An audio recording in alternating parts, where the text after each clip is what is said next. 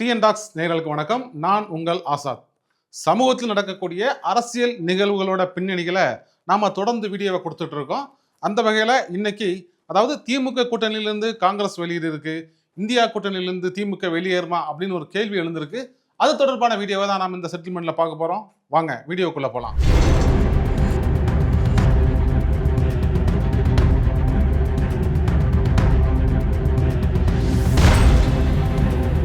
இந்தியாவில் இன்றைக்கு இரண்டு கூட்டணி கட்சிகள், அதாவது இரண்டு கூட்டணிகள் போட்டி போடுறாங்க. ஒன்று தேசிய ஜனநாயக கூட்டணி, பாரதிய ஜனதா கட்சி தலைமையிலான என்டிஏ தேசிய ஜனநாயக கூட்டணி சொல்றாங்க.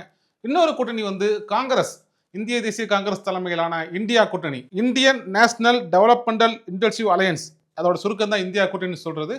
இந்த கூட்டணி எப்போ ஆரம்பிச்சிச்சுன்னா 2024 ஆண்டு நாடாளுமன்ற தேர்தலுக்காக 2023 ஆண்டு பெங்களூர்ல ஒரு கூட்டம் போட்டாங்க. அதாவது காங்கிரஸ் தலைமையில ஒரு முடிவு எடுத்தாங்க. பாஜகவுக்கு எதிராக ஒரு டீமை உருவாக்கணும், ஒரு அலையை உருவாக்கணும்னு சொல்லிட்டு முடிவு பண்ணாங்க.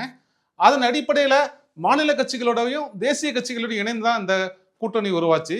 இந்த கூட்டணியை பொறுத்த வரைக்கும் காங்கிரஸ் தான் அகில இந்திய தலைமை, இந்திய தேசிய காங்கிரஸ் தான் இந்த இந்தியா கூட்டணியோட தலைமையாக இருந்துச்சு. இந்த கூட்டணியில திரிணாமுல் காங்கிரஸ், அப்புறம் நம்ம திமுக, ஆம் ஆத்மி, சமாஜ்வாடி, உத்தவ் தாக்கரேவோட சிவசேனா கட்சி, சரத்பவாரோட தேசியவாத காங்கிரஸ், லாலுவோட ராஷ்டிர ஜனதாதளம் அப்படின்னு சொல்லிட்டு நிறைய கட்சிகள், அதை மாதிரி இடதுசாரி கட்சிகள், இந்திய கம்யூனிஸ்ட், மார்க்சிஸ்ட் கம்யூனிஸ்ட், இது போக அந்தந்த மாநிலங்களில் சில மாநில கட்சிகளும், அதாவது பிஜேபிக்கு எதிரான மாநில கட்சிகளும் இந்த கூட்டணியில் இணைஞ்சி பயணிச்சாங்க. 2024 நாடாளுமன்ற தேர்தலில் இந்த கூட்டணி பயணிக்க ஆரம்பிச்சிச்சு. அது தொடர்ந்து வந்துட்டு இருக்கு. இப்போ 2026 சட்டமன்ற தேர்தலையும் அந்த கூட்டணி பயணிச்சுட்டு தான் இருக்குது.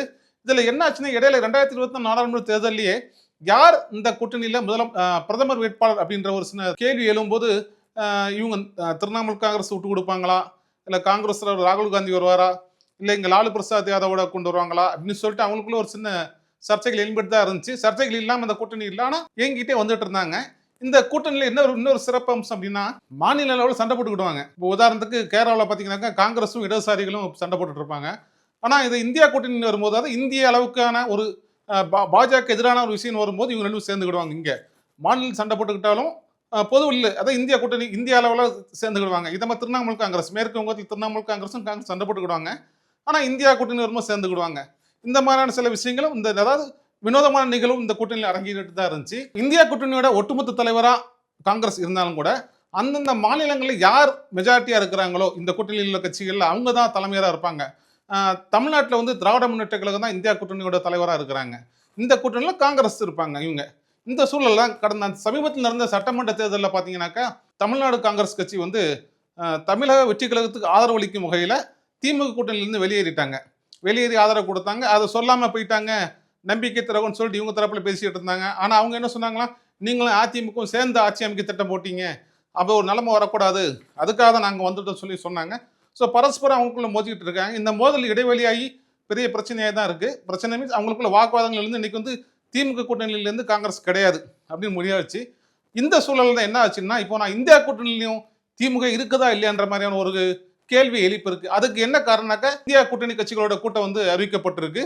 அந்த கூட்டணியில நாங்கள் கூட்டத்தில் இடம்பெற மாட்டோம்னு சொல்லிட்டு திமுக தரப்பிலிருந்து ஒரு அறிக்கை வெளியிட்டு இருக்கிறாங்க. அது என்னன்றது பார்த்துருவோம். திமுக வெளியிட்ட அறிக்கை இதுதான். அதாவது டெல்லி கான்ஸ்டிடியூஷனல் கிளப்பில் வருகின்ற ஜூன் 8ஆம் தேதி நடைபெறும் இந்தியா கூட்டணி கட்சிகளின் கூட்டத்திற்கு வருமாறு திராவிட முன்னேற்ற கழகத்திற்கு அழைப்பு விடுக்கப்பட்டுள்ளது. அதாவது திராவிட முன்னேற்ற கழகத்தை பொறுத்தவரை நீட் தேர்வு, தொகுதி மறுசீரமைப்பு, அவசரமாக தேர்தல் திணிக்கப்பட்ட எஸ்ஐஆர், தேர்தல் அனைத்து நடவடிக்கைகள், ஒரே நாடு ஒரே தேர்தல், வக்ஃபு சட்டம், FCRA சட்ட திருத்தம் உள்ளிட்ட ஜனநாயகத்திற்கும் மதச்சார்பின்மைக்கும் மாநில உரிமைகளுக்கும் எதிரான அனைத்திற்கும் தொடக்க முதல் அரசியல் இயக்கமாக துணிச்சலுடன் எதிர்த்து நின்றது. அதற்கான நடவடிக்கைகளை ஜனநாயக ரீதியில் நாடாளுமன்றத்திலும், ஆட்சியில் இருந்த நேரத்தில் சட்டமன்றத்திலும், மக்கள் மன்றத்திலும் உரிய நேரத்தில் நீதிமன்றங்களில் எடுத்து வைத்து வாதாடியும் போராடி வந்திருக்குன்னு சொல்லி போட்டிருக்காங்க. அது மாதிரி இந்தியா கூட்டணி தொடங்கியதிலிருந்தே அக்கூட்டணியோட மைய சக்தியாக திராவிட முன்னேற்ற கழகம் இயங்கியது. திராவிட முன்னேற்ற கழக தலைவர் MK ஸ்டாலின் அவர்கள் தான் நாட்டு மக்களுக்கான முக்கிய பிரச்சனைகளில் முதன்மை குரல் எழுப்பி வந்தார். இது இந்தியா கூட்டணியில் இடம்பெற்றுள்ள கட்சிகளும் அக்கட்சிகளின் தலைவரும் நன்கு அறிவார்கள் சொல்லி போட்டிருக்காங்க. அதாவது தமிழ்நாட்டை பொறுத்த வரைக்கும் திமுக முன்னிலையில் இருந்துச்சு.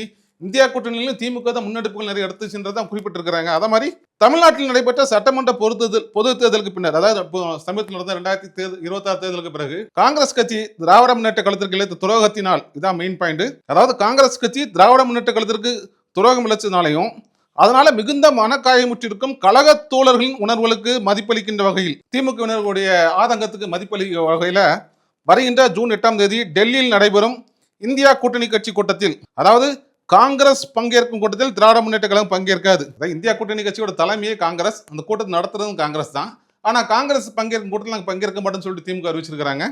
இந்த கூட்டத்தில் பங்கேற்காத அதே நேரத்தில் இந்த கூட்டத்தில் இடம்பெற்றுள்ள மற்ற கட்சிகள் முன்வைக்கும் நாட்டு நலனை பாதிக்கும் பிரச்சனைகளில் திராவிட முன்னேற்ற கழகம் இன்றைக்கும் குரல் இருக்கும் போட்டிருக்காங்க, சொல்லியிருக்கிறாங்க. இதுதான் ஒரு சின்ன வேடிக்கையாக இருக்கு, வினோதமாக இருக்கு. அதாவது ஈயம் பூசின மாதிரி இருக்கணும், பூசாத மாதிரி இருக்குன்னு சொல்லுவாங்கல்ல, அந்த மாதிரியான ஒரு தன்மையாக தான் அதை பார்க்கப்படுது. ஒன்று ஸ்ட்ராங்காக பேசுங்க, நாங்கள் இந்தியா கூட்டணி விட்டு வெளியே வரப்போன்னு சொல்லுங்க. அப்படி இல்லைன்னா இந்தியா கூட்டணிக்கு மாற்றா நீங்கள் கூட்டணி ஏற்பாடு பண்ண போறீங்க சொல்லுங்க. அதாவது இருக்கு இல்லை, நம்ம எஸ்டிஆர் ஜூரியா பட பண்ணியில இருக்கு இல்லைன்ற மாதிரி திமுக கூட்டணி இந்தியா கூட்டணி, திமுக வந்து இந்தியா கூட்டணியில் இருக்கா இல்லைன்றது ஓப்பனாக அறிவிக்கலாம். காங்கிரஸ் வந்தால் நாங்கள் வரமாட்டோம் அப்படின்றது வந்து காங்கிரஸ் தான் அகில இந்திய அளவில் இந்த இந்தியா கூட்டணிக்கு தலைமையாக இருக்கிறாங்க. அவங்க நாங்கள் இருக்கும்போது வரமாட்டோம்னு சொல்றது கொஞ்சம் விவாதத்துக்குரிய விஷயமாக தான் காணப்படுது. இதே நேரத்தில் திமுக இந்த அறிக்கைக்கு காங்கிரஸ் தரப்புலையும் எதிர்ப்புகள் தெரிவிச்சிருக்கிறாங்க. என்னன்னா, நீங்க வந்து மோடிக்கு அகைன்ஸ்டா முதல்ல இருந்தீங்க, ஆமா, ஆனா அதே நேரத்தில் மோடி தமிழ்நாட்டுக்கு வராருன்னா அதாவது கருப்பு கொடி காட்டினாங்க முதல்ல. அதாவது அதிமுக ஆட்சியில் திமுக வந்து எதிர்கட்சியா இருக்கும்போது தமிழ்நாட்டுக்கு மோடி வரும்போது இவங்க கருப்பு பலன் பறக்க விட்டாங்க, கருப்பு கொடி காட்டினாங்க, எதிர்ப்பு தெரிவிச்சாங்க. அதே மு.க. ஸ்டாலின் அவரோட தலைமையில் ஆட்சி அமைஞ்ச பிறகு 2020 தமிழகத்துக்கு மோடி வரும்போது நேரே போய் வெள்ளை கொடை பிடிச்சாரு அப்படின்னு சொல்லிட்டு காங்கிரஸ் தரப்புலன்னு சொல்றாங்க. உங்களை மாதிரி நாங்கள் வந்து நேரத்துக்கு நேரம் மாறுபட்ட ஆட்கள் கிடையாது. ராகுல் காந்தி எப்பவுமே ஆர்எஸ்எஸ்க்கும் பிஜேபிக்கு எதிரான ஆள் தான், ஆனால் உங்களை மாதிரி நாங்கள் கிடையாதுன்னு சொல்லிட்டு இப்போ மு.க. ஸ்டாலின் கொடுத்த அறிக்கைக்கு காங்கிரஸ் தரப்புலேருந்து எதிர்கருத்து சொல்லிட்டு தான் இருக்கிறாங்க.